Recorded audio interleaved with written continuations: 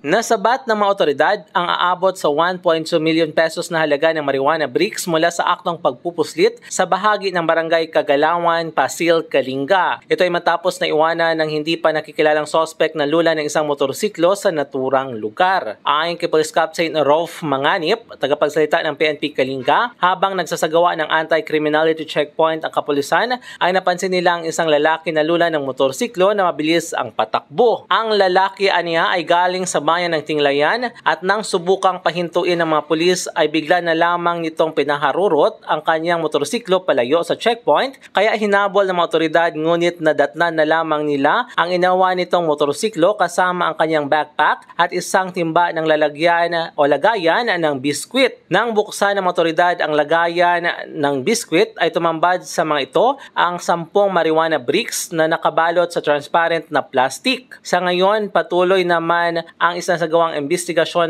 ng pulisya upang matukoy ang pagkakilanlan at kinaroroonan ng tumakas na sospek. Mula dito sa Cagayan, MJ de la Cruz para sa Radyo Alternatibo, Balita Nationwide.